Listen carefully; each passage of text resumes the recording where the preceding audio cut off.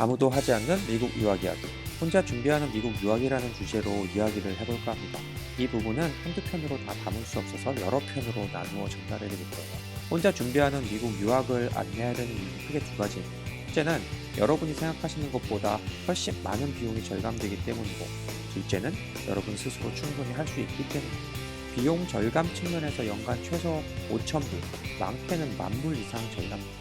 3년 정도 유학을 계획하신다면 3년간 총 15,000불에서 맥시멈 30,000불까지, 한화로 하면 최소 1,700만 원에서 많게는 3,500만 원 이상 비용이 절감된다는 거죠. 놀랍게도 이는 사실입니다. 물론 쉽지 않을 수도 있어요. 하지만 충분히 가치 있는 일입니다. 자, 이제 준비되셨나요?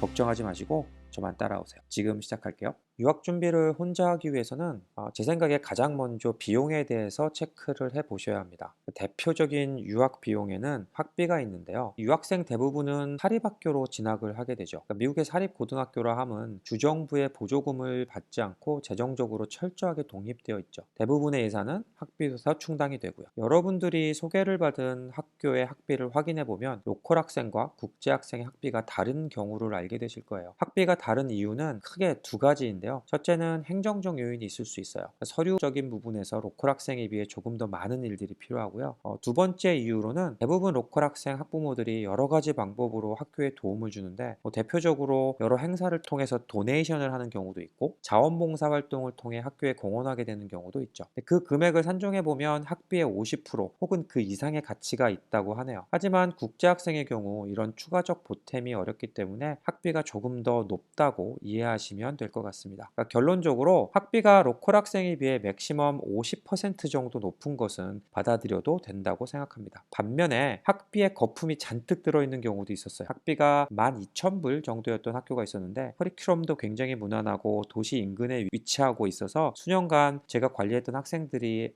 꽤 있었죠. 근데 어느 날 갑자기 학비 인상을 한다고 통보가 왔었어요. 물론 매년 2% 정도의 학비 인상분이 있곤 한데, 이번에는 이런저런 비용을 덧붙여 2배 가까운 학비 인상분을 갑작스럽게 알려왔어요. 이해하기가 매우 어려웠죠. 그래서 학교 측의 얘기도 들어보고 이런저런 클레임도 해보았지만 소용이 없었고요. 제일 황당했던 건 이 학교로 돌아올 학생의 경우죠. 돌아오게 돼서는 24,000불 가까운 학비를 냈어야 하니까 받아들이기가 너무 어려웠던 거죠. 이렇게 학비에 거품이 끼어있는 경우도 간혹 있기 때문에 로컬 학생과 국제 학생의 학비 차이분에 대해서는 꼭 체크해 보시기를 권해드립니다. 그리고 공립학교에 대해서도 잠깐만 체크를 한번 하고 가겠습니다. 공립학교는 사립학교와 다르게 주 정부의 보조금으로 운영이 되죠. 공립학교도 I-20를 발급하는 학교들이 있습니다. 물론 1년만 학업을 허가하는데, 이런 경우 국제학생은 공립학교에 학비를 지불해야 합니다. 학비는 보통 8,000불에서 한 10,000불 정도로 보시면 되는데, 이렇게 비용이 산정된 이유는 주마다 물론 조금씩 다르겠지만 주 정부에서 학생 한 명에게 지원하는 금액이 이 정도라고 하네요.